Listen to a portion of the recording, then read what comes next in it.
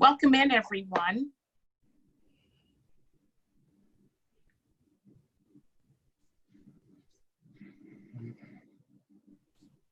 Just waiting a few minutes till everyone can get here.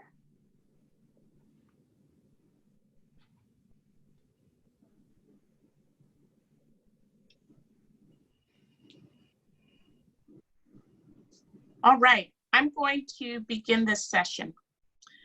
Welcome to learning track number 1, which is all about activating our leaders.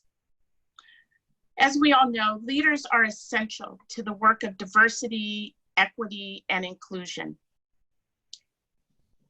You set the tone for the values, behaviors, and accountabilities that we all hold.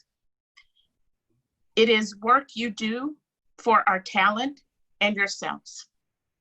In this track, you will hear from your peers and a former client. They will share insights and perspectives that will help you navigate in this moment and beyond.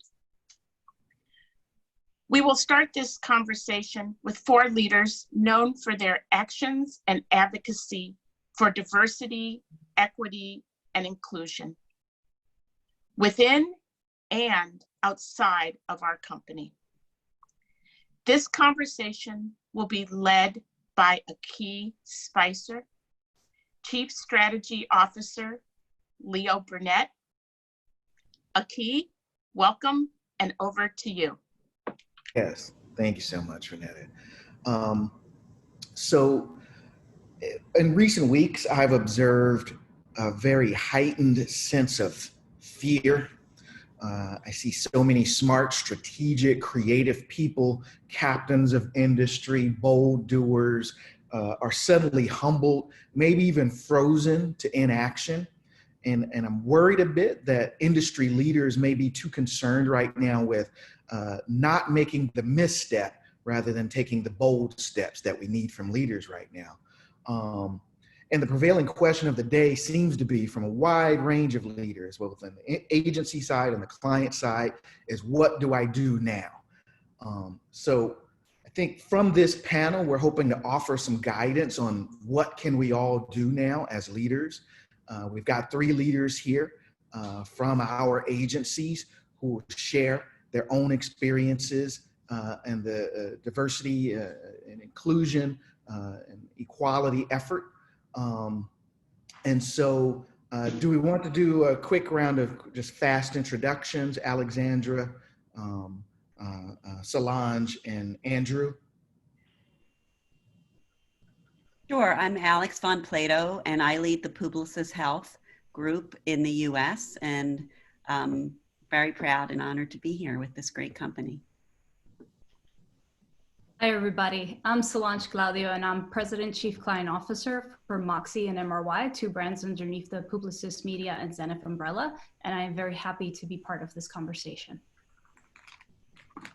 And hi, everyone. I'm AndrewSwinand, and I'm the CEO of the Leo Burnett Group and of the Central Region for Publicis Communications. Thank you. Thank you all. So for clients, I've recently been trying to keep leaders grounded in brand purpose and authenticity. With regards to purpose, you know, the advice has been adhere to what you've always stood for, stand up for that now, and then stay authentic with how you go about that. It seems though that the idea of authenticity can be a challenge though. And when we all connected a couple of days ago, there seemed to be this resounding agreement in the need to find your why. I thought that language of finding your own why is a great simple shorthand for authenticity, and finding your why, I think can keep the DE&I initiative from being just another tactic or checking off of boxes to becoming a sincere mission and approach and a way to sort of guide one through authentically. I think it'd be instructive right now if each of you could talk about finding your why in DE&I space and how that's helping you maintain your authenticity in this time. Maybe we start with you, Andrew, since you're top on my screen right now. Sure. For me, I think as leaders, the starting point is moral obligation. And I think that, you know, the saying, to whom much is given, much is expected. We all, by education, by position, have privilege and power. And again, I think, as I think for myself as a leader, for me to stand by and do nothing, to sit by and not take active action, I think is failure of leadership. So I think the starting point for me is accepting the responsibility I have with the authority I've been given, and personally committing that I can be part of the change. The second thing is just, I think it's a necessity and an imperative for our business. I mean, our tour talks all the time about creativity as our product. There's a great Leo Burnett quote about creativity needs friction and a spark. The day we recruit homogeneity and the same is the day creativity dies.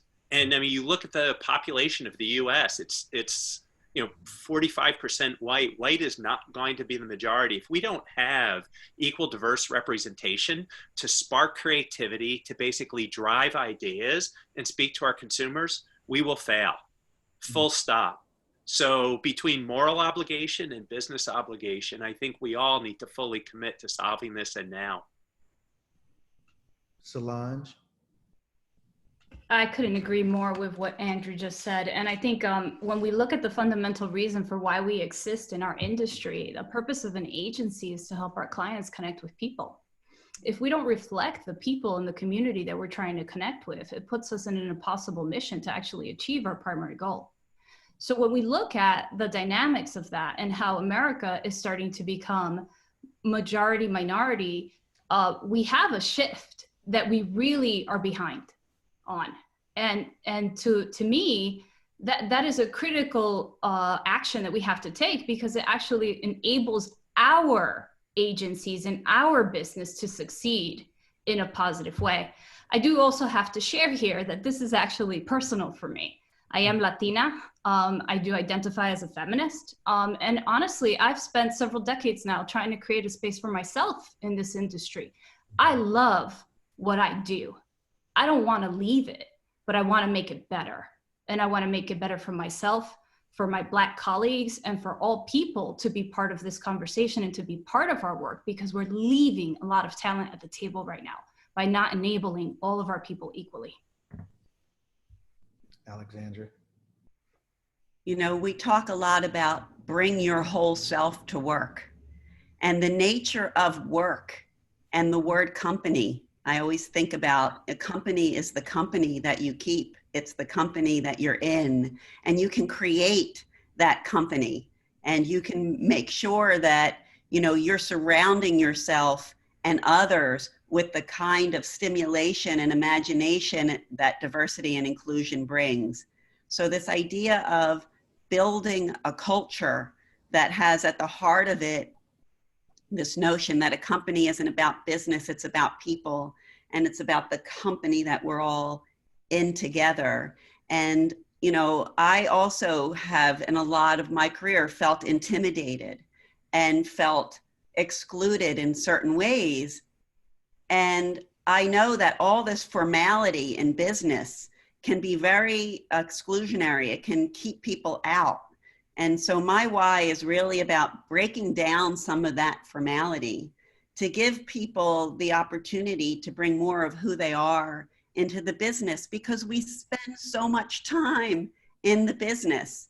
And also this moment in time when we're all working from home, you know, the silver lining in this terrible tragedy that we're all part of on multiple fronts is that there's a different kind of intimacy that we're able to bring and share.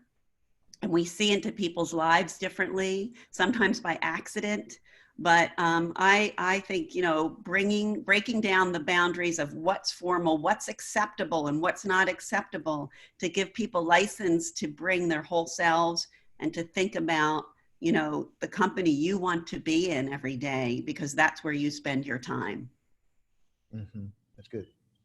So there's another elephant in the room on DE&I and taking the initiative, and that's overcoming the perceived risks. Risk is real right now. We're seeing whole careers canceled overnight after a misplaced tweet. There's some realizations that many are having right now that maybe some of us just have come a bit late to this initiative, and getting active in it. There's a recurring question I hear is now the time? Can each of you share your experience and some advice on overcoming the risk?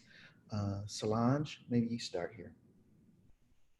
Absolutely. I mean, I think for me, one of the things, as I've already mentioned to all of you, this is very personal for me. And I think the risk for me started the day I walked in the door. So when you see situations where you want to really stand up for things and you try to think about how you can bring that about, it's incredibly challenging. I think Lovey was making some incredible points about the strength and the courage that it really takes. And how that strength and courage is a daily action, right? It doesn't get any easier necessarily. And I do feel like I've spent a long time trying to take risks to help promote those things that are good or greater for the company overall. But I'm not going to sit here and tell you that it's easy. It's actually a very, very difficult task. And it's difficult as well when you're a voice that is trying to push forward or be on the vanguard on how we should be addressing things. What I appreciate right now is the fact that we're having this day as a group. It's the fact that our leadership is telling us this is the time for us to be courageous and we have your back. And I think we need to take that on, and we need to continue to push forward on being courageous in that regard. We have gotten support from our tour and everyone else that we can do different this time. Let's do it together, because that'll give us the baseline and the foundation and the courage we need to really drive the change we also need as a people. Alexandra, any thoughts on overcoming the risk? I think for me, I never thought about it as a risk. I thought about it as, all the priorities that are competing when you're running businesses, and where do you put diversity and inclusion, and the making progress for our Black colleagues. Where do you put that in your list of priorities? And one of the places I think I got jammed up, admittedly, was I thought I was colorblind, and I believe that I am. So the idea that I wasn't making a priority because I was colorblind and I was running a culture of people who were embracing being colorblind. The problem with the word colorblind is it has the word blind in it. And it means you're not seeing something that's in front of you.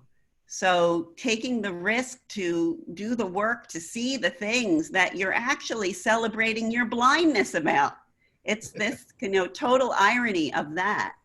And so I think that I admit that I didn't see the risk, but I also didn't see that the priority wasn't being made.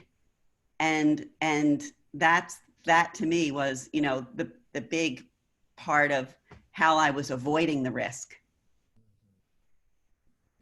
Andrew, any builds on overcoming the risks? Yeah, I mean, I think just to build on Alex's comment, for me, the bigger risk is doing nothing. And I think, again, when I look at this moment in time, we all have been in this situation. We talk about clients, we bring them great work, and they're afraid to buy great work, and they're afraid to make change, and they're afraid to do, but we're brave, we're bold. And yet here we sit, knowing what the right thing is, and yet stalled in our own creative malaise, not knowing what to do. And again, the best way to ensure nothing happens is to do nothing. And again, I feel like we as leaders, I know everyone's busy and I know everyone's overwhelmed. And the thing is to Alex's point, it becomes priority number 10. Mm-hmm. It becomes the thing you meant to do, and the idea of nurturing diversity to drive creativity and kindness. I mean, diverse perspectives, to Alex's point, the community that we serve, the company we keep. If we as leaders don't step up, my fear is not that I make a mistake. I would rather make 100 mistakes and die on my feet than be on my knees and do nothing.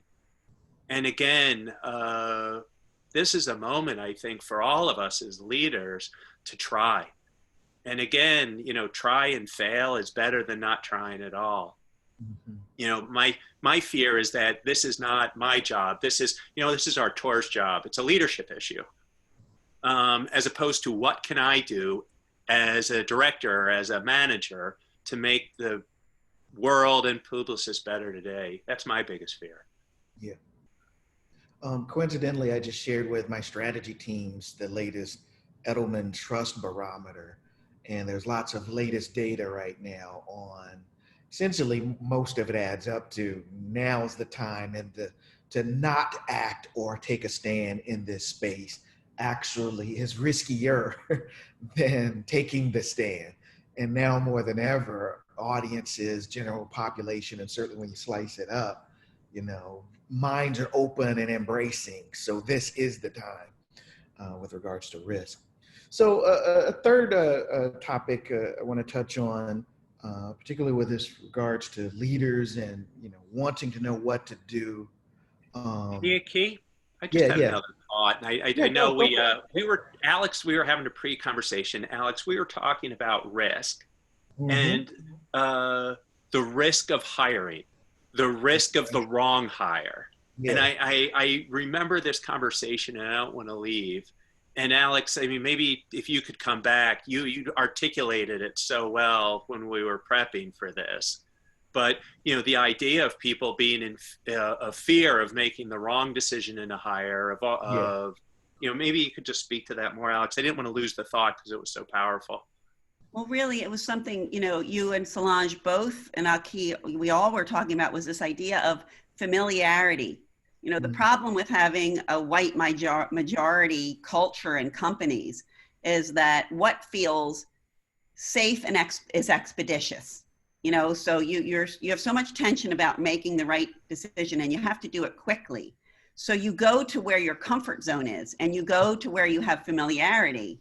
And if you haven't done the work to actually, you know, understand, and you're walking around with this bias that you're actually colorblind when you're really technically not, and what all that means, you're not going to take the risk to do something that you haven't done many times before, that you're not familiar with doing. And that is, you know, bringing somebody into the organization that you might not 100% relate to the same way you relate to the other 5 or 7 candidates.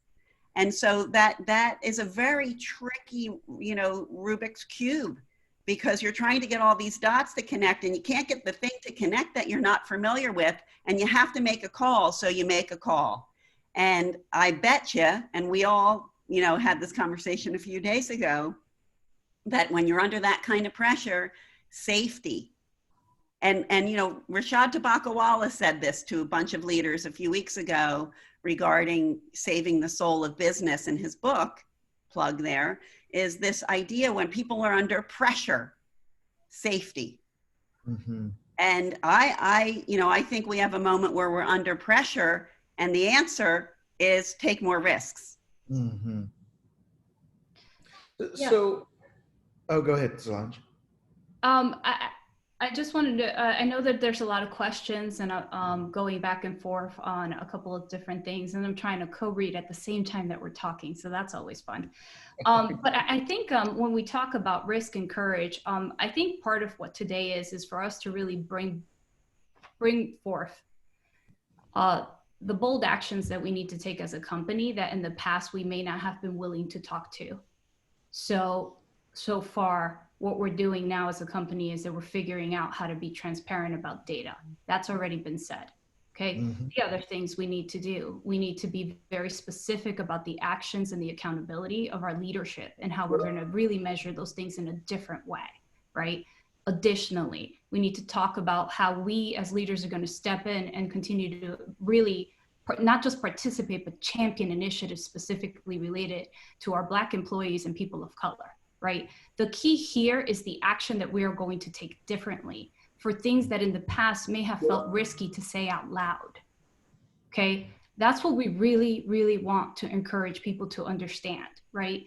A reminder, day one, right? This is us having this public conversation about things that we have historically not done so, okay? Everybody needs to give the time and room for us to get there, but we have to push each other to get there as well. So I appreciate all the Q&A, but I also want to answer to that because you're holding us accountable, and I want to thank you for that, okay? Yeah. We will, that's the point of today. We will be tactical, we will be specific, and we need your help in coming up with those very specific ideas for how to drive the change, because otherwise we're not going to be able to do it without the actual individual elements that build up to a larger roadmap that allow us to truly transform what our agency looks like today. Quick question around mistakes. If you guys don't mind, I'd like to just talk honestly about making mistakes. There's no playbooks in this space right now in this time. Anybody who claims to have all the answers are, probably misleading. There's a reality that, there will likely be some mistakes. It'll feel counterintuitive right now because oftentimes I'm recommending people to just sort of make steps, make lots of steps, and they won't all be correct. But I find that people are forgiving if you are authoritative, bold, consistent, and outlining a plan, demonstrating this as a priority, and taking owning and taking some accountabilities in the space. But the fact is, there will be some mistakes. Do you guys mind sharing maybe some of the mistakes you may have made in the past in this space? If only so that others can try not to make them, in fact. Alexandra, you had a couple thoughts on this when we talked before.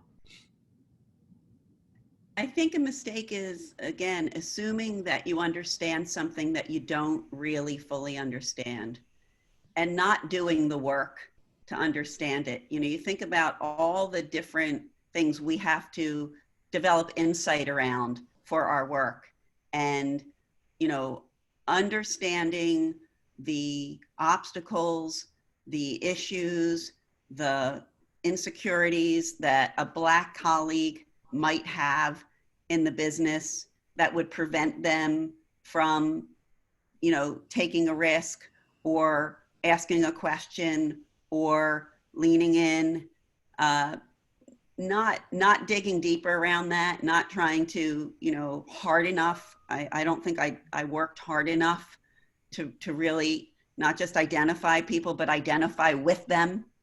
And, I can count on, maybe two hands, the times that I can go back in my career and said, I should have done more. I should have seen something. I should have listened harder and recognized something that I was, again, I keep bringing it up, but it's my epiphany that I was blind to. So I think I probably am responsible for allowing a few people to leave this company that I should have worked harder to, make space for and room for and build up and prop up and drive progress around.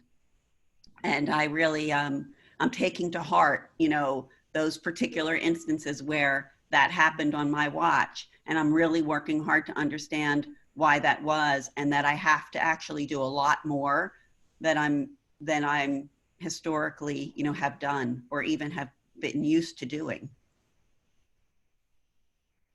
Alexandra, mistakes, thoughts on that? Oh, I'm sorry, Solange. Sure. I mean, I've done many. And I think the first mistake I probably made in my career was to not hear people along the way and make sure that I got honest feedback from people on where I made my mistakes. I feel like I'm at the point in my career where my team knows they can tell me exactly when I do something wrong without judgment, with an understanding that we're all aiming to do better, right? But I think there have been many times in the past where I didn't give enough room for the environment or the circumstances of the situation, and leaned more on allowing for empowerment of team members to make decisions on other team members. And I see now that that was not enough context, and that was not enough support, because it keeps isolating it to the individual level, as though everything is that way, and it just ignores the environment that we're really in. And I've definitely made some mistakes on that front. I've made some mistakes when I've been told, well, we can't do that. And the mistake I made was like, oh, well, that's policy. Oh, well, that's, legal. Or, oh, well, that's the protocol. We can't make that mistake anymore, right? We now need to say, no, we define protocol. We define policy. And if it takes us now signing our names to new proposals for new ways of behaving within each of these areas that impact employees' lives, then that's what we need to do. That's good. Andrew, last remaining minute or so, thoughts on Sure. mistakes? Sure. So I would say the biggest mistake is not having enough accountability for everybody. So, if I look with specific to Leo Burnett, we in 2 years have doubled where we're approaching 9% Black population, and we've done a good job. We've put in place the Rooney Rule for senior leaders. The thing which I've seen though, and I think it's so relevant to all of us, we had a policy around every senior leader interview needed to include a person of color. And what we found was we weren't hiring them. And there's always, and this is why I think Alex's point is so important on risk and the risk of making a wrong hire. We actually did an analysis of why. And what we found was the feedback on the people of color was, that they were not a cultural fit. They were different. They had slightly different background. And, there was always a reason. And the thing is I feel like my failing was I accepted it. And you would accept it. And the reason is I didn't want it to be my hire. I didn't want to say to them, no, you have to hire this person of color. And my feeling is because in some respects, it's like, are you making it more challenging? Because now they're like, well, I didn't hire this person, you did. But for me, as I look back on it again, we've made great progress, but not as fast and not as much as I would like. And my failing was accepting it. And again, to these people who made these decisions, they're not bad people. They just have their own unconscious bias.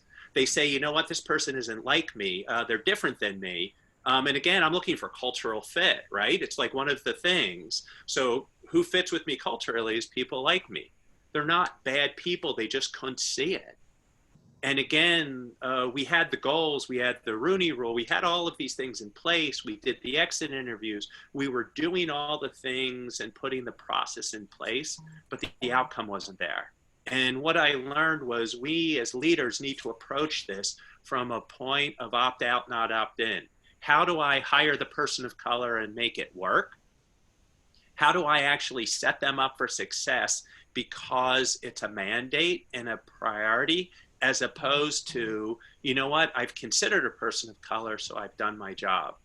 Mm-hmm. And I feel like I was, to Alex's point on risk, I, as a leader, haven't been strong enough and enforced enough accountability. It's one thing to have the plan, but if it's not enforced, if there's not accountability, it's not going to be the pace of change we seek. So I think we're at our time. There's clearly lots of questions. I think some of us will probably try and get to many of these Q&As offline. Lots of important dialogue and feedback in here. But there is a rich agenda that we need to move next to. Thank you all the panelists, and expect that we'll sort of get back to some of the Q&A in a minute. So Key, yeah, Andrew, Alexandra, and Solange, thank you so much for that terrific conversation. Audience, as you will see, there are 4 actions that are up on the screen. We will capture these.